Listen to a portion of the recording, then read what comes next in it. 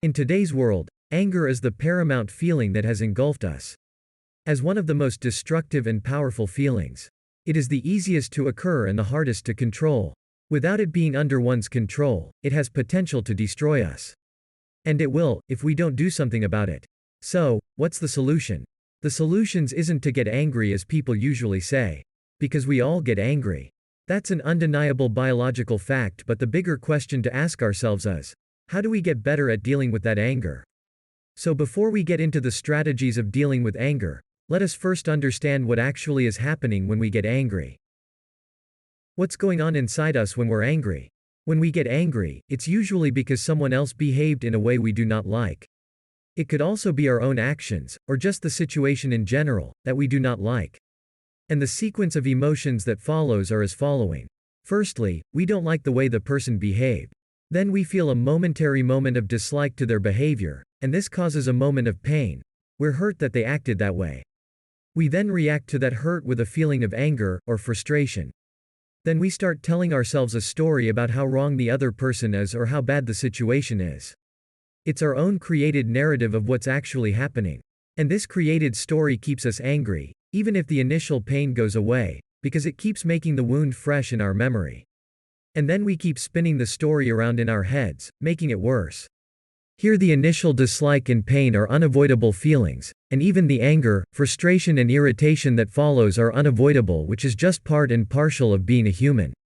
But the part that we can work on, is to notice the story that we create. The narrative we keep telling ourselves. And also, we can work on, not spinning the story around in our heads, which only prolongs and even increase the anger. Thus, the story we create, is the only part that is within our circle of control, and changing it can change our lives. But before beginning to change it, let us first understand it. Understanding the story. The created story that we spin around in our heads is a natural biological thing for all humans. We create these stories to better understand the world around us, and to put things in some kind of order in our heads so that we can work with it. The story is not that useful most of the time. It actually makes us angrier, and separates us from people we care about. It makes us unhappy, traps us in an emotion that isn't helpful, and worsens our relationships. Once we're hooked by the story, it can spin around in our heads for a long time, freshening our wound every time we think of it. And the next time you're frustrated or hurt or angry, you can start to notice the story. By just listening to what you're saying about the other person or the situation you're in.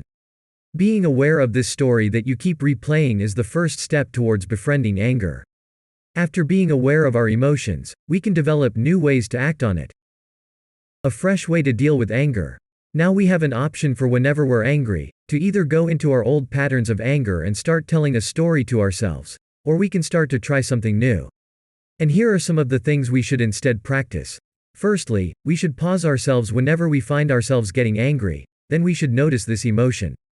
And also, the story that we are telling ourselves. After which we need to instead meditate for a second by turning your attention to the physical feelings in your body that are happening because it. Be curious about it. What does it feel like, physically? Stay with it. Instead of instantly going back to your story, see if you can stay with the feeling longer. Welcome this feeling. It's not something that's necessarily bad, nor is it something you need to reject. Just be okay with it. See the pain you're feeling as a sign of your good heart that's been hurt. See it as a sign of your basic goodness. You don't need to do anything right now, just stay in touch with this tender heart. With this new set of responses, we're opening up ourselves to the wide open nature of the moment, and not needing to harden into our old stories.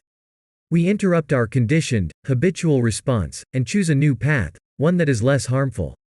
In this way we can change our narrative and finally change our lives and the lives of people around us. I do know this mindful practice will not occur overnight, but with practice we can develop. And as with anything, we only get better with continued practice. Lastly, we normally always respond with extreme anger, which is out of proportion. Which only affects our near and dear ones, which is ultimately our own loss. But now with this technique we can take a more appropriate, compassionate action instead. Hope you liked the video and that you will from now onwards be more compassionate towards yourself and to the near and dear ones around you. And for more such practical philosophy videos on life, don't forget to subscribe to the channel. Thank you.